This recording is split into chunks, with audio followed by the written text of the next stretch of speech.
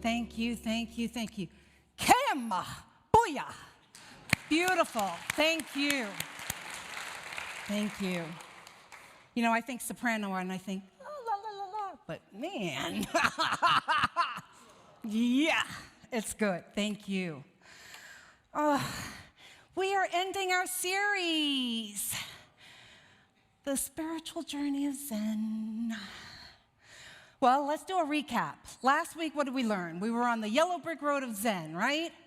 And we discovered that the scarecrow, the tin man, the cowardly lion, what do we know? That they were friends on the journey that resonated with Dorothy, right?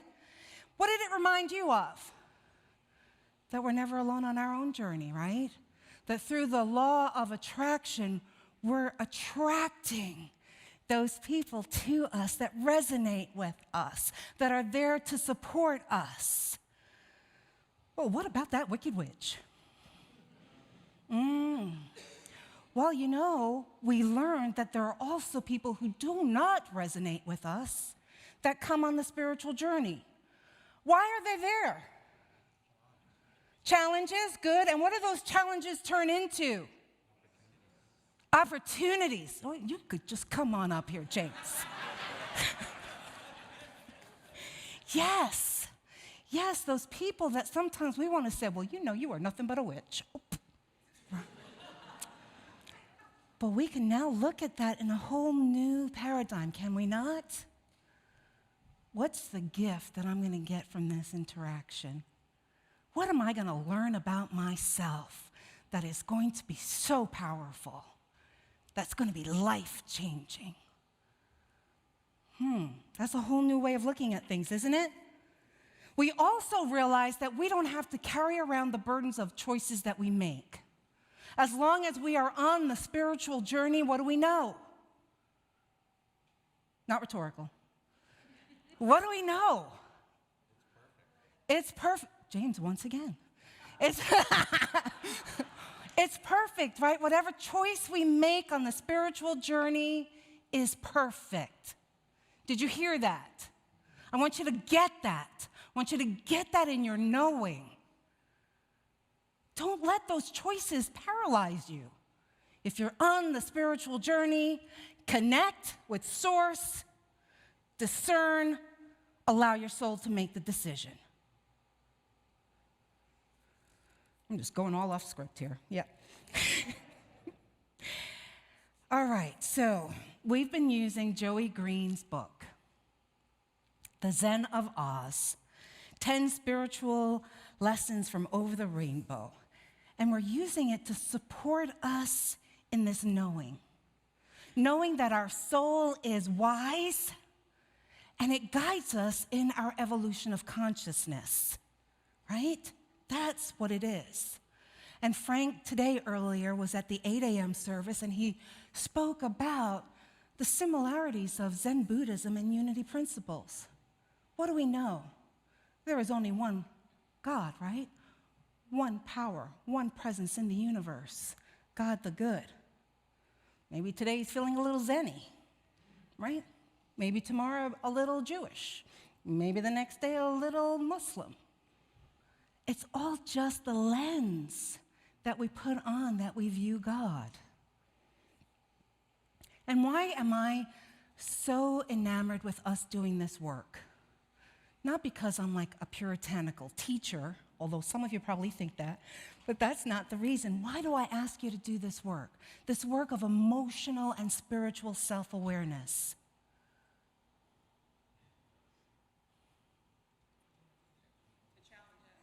To challenge us. Beautiful. What else? Growth. Good. What else? Oh, because you asked. Okay. I want you to have amazing lives. I want you to be embodiment of the Christ in your life and with everyone you touch. Amen. That's it. Thank you. Thank you. That's why I ask you to do this work. So my question to you is, are you ready to break free?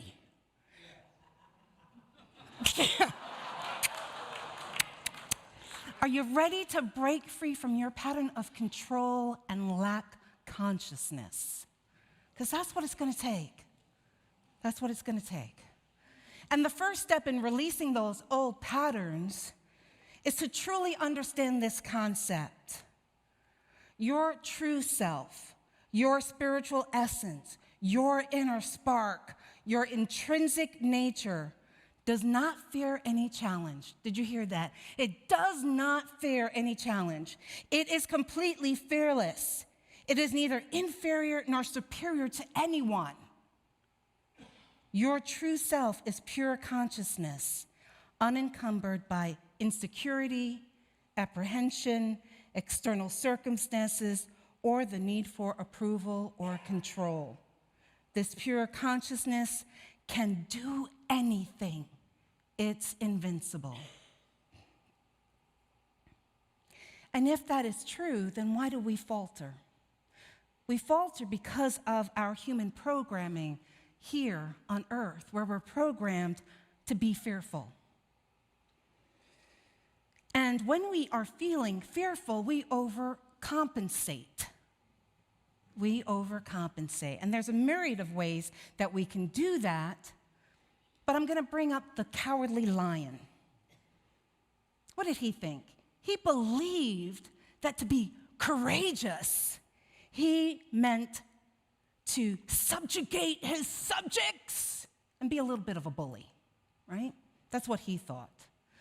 But the Tao Te Ching, which is the sacred text of Taoism, says this: he who has power over others cannot empower himself. Ooh.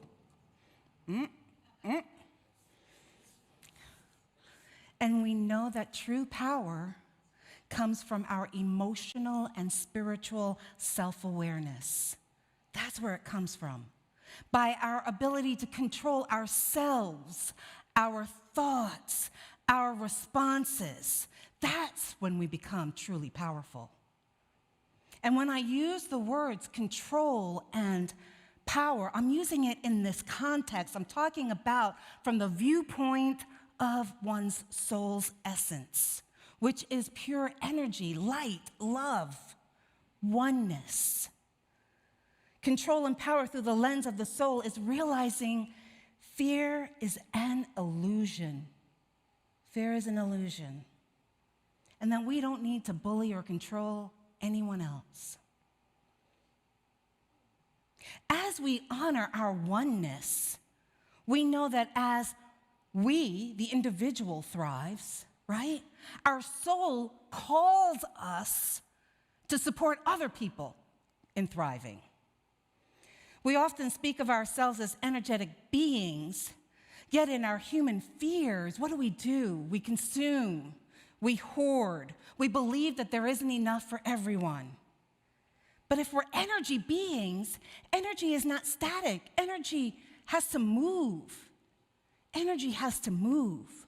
And so that means that we are called to step into alignment with Source and be in the flow. Remember the Zen Buddhist tenet that I've been talking about for the last few weeks? It says, desire is the cause of suffering. Desire is the cause of suffering. And the way to end suffering is to desire nothing. To desire nothing.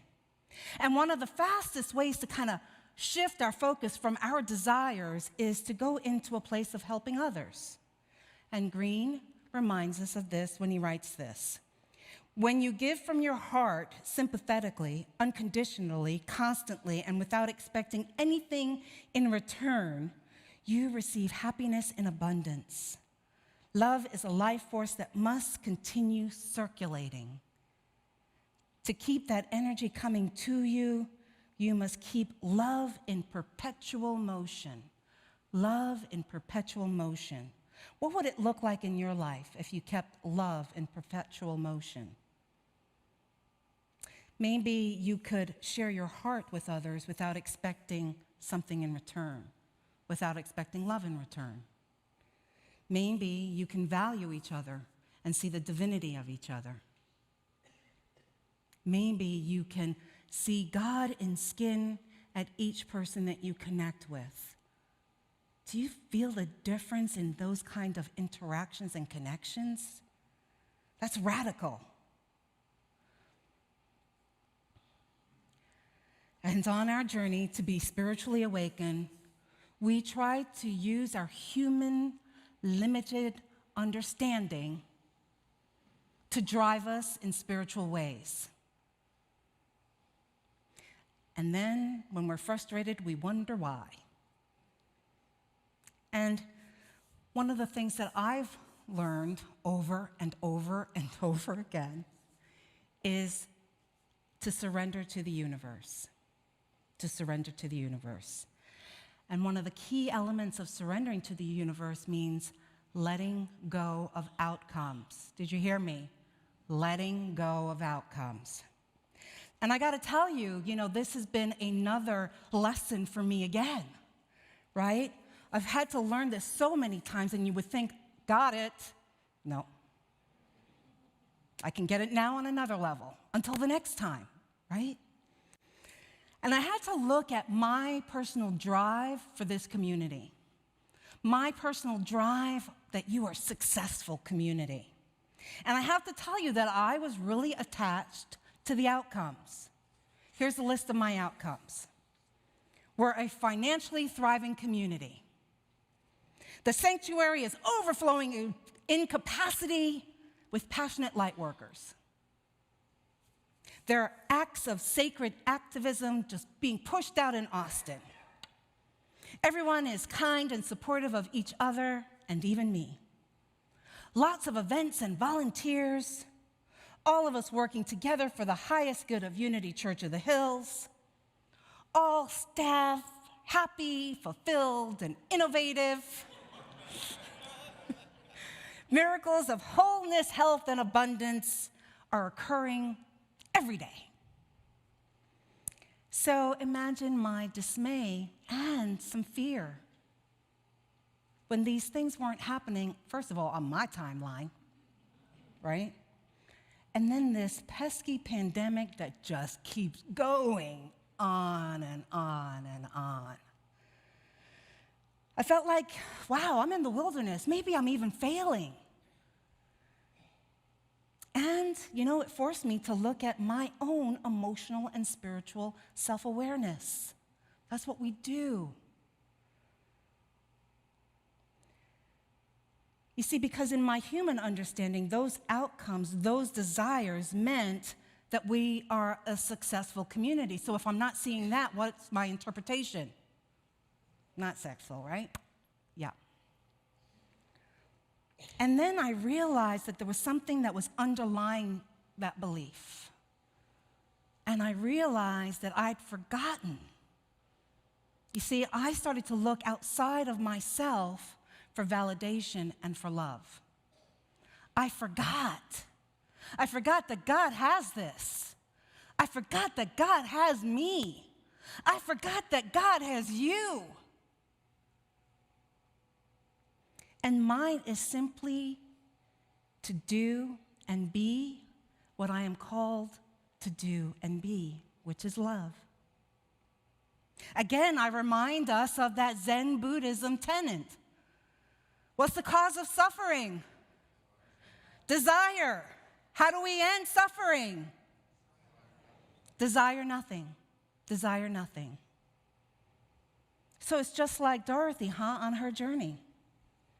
You see, if her desire to return to Kansas becomes an obsession, that would mean she has an attachment to the outcome, right? She is saying that only one outcome is acceptable. But if her desire to return to Kansas is her intention, hear the difference, her intention, she would not be obsessed with the specific outcome. Dorothy would be on her path, intending to get to Kansas, while allowing what? Allowing God and divine order to do its thing. You see, in that space, what she's done is she's put herself in this or something greater. Have you heard that before? This or something greater. So let's clarify a little bit more. Green suggests you no longer feel the need to force solutions.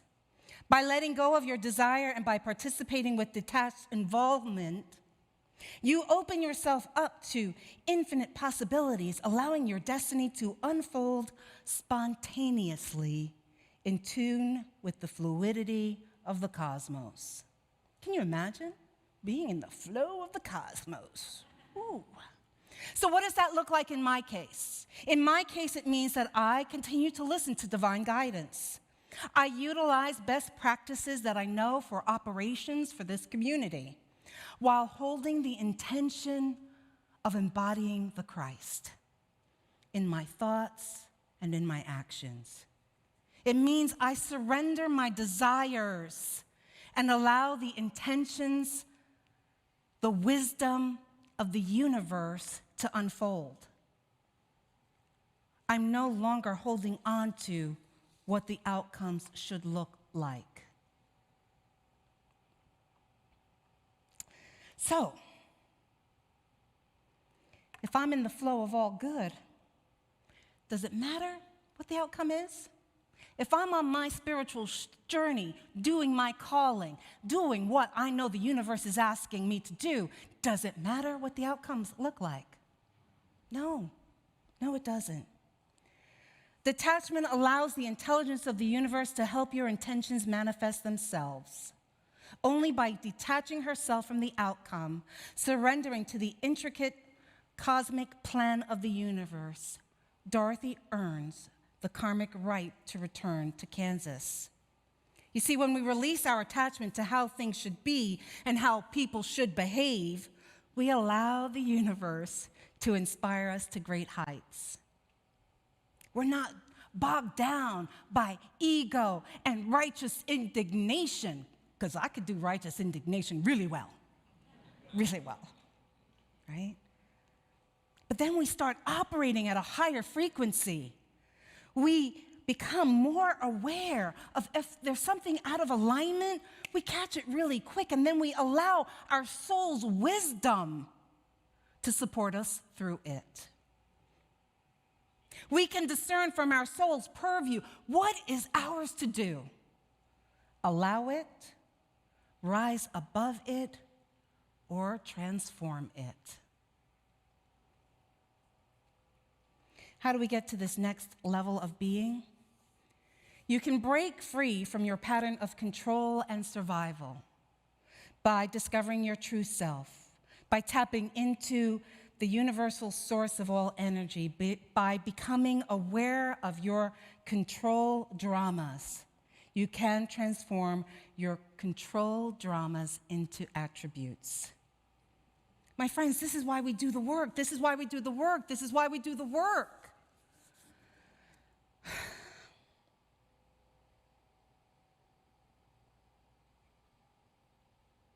You see, when we put faith in our soul and trust in our higher self, that's awakening to being Zen. That means that we're not looking outside of ourselves for someone else to save us, like Dorothy did with the Wizard of Oz, right? The Wizard of Oz. If I get to the Wizard of Oz, he'll save me. He'll send me back home to Kansas. We don't need to put our faith in someone who isn't on the spiritual path. You see, in the Wizard of Oz, what did they discover? Oz was impotent. I said it. Right? He ruled through using tricks and illusions. Right? He used fear and intimidation to keep people at bay. But when you put your trust in someone who lacks integrity and compassion to solve your problems, chances are that someone will be using you as a pawn to solve their own problems.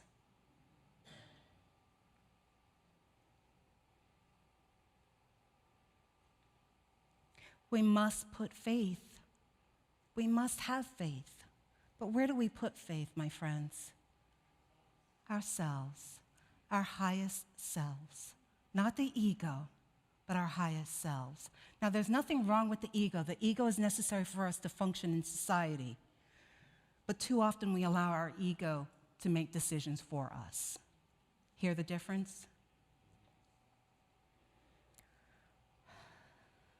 And that's the ultimate lesson in this whole journey on the Wizard of Oz.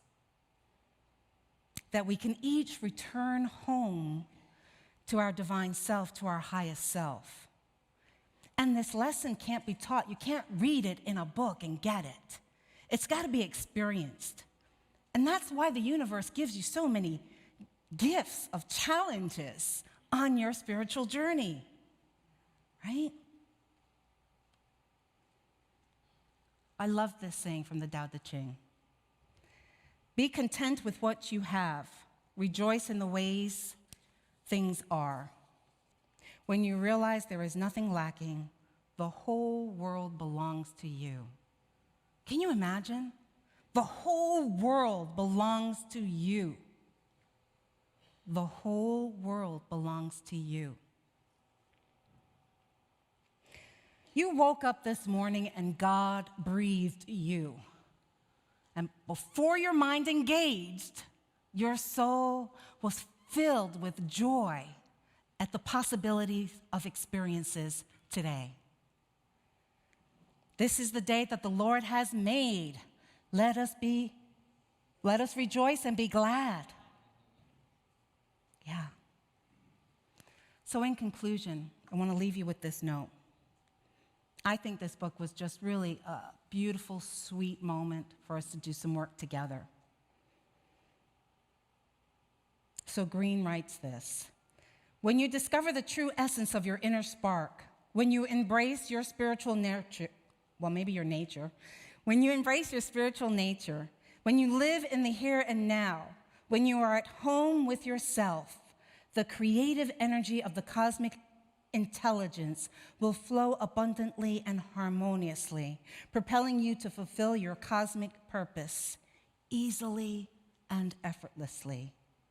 Then you will truly know there is no place like home. You are in the right and perfect place at the right and perfect time. Welcome home.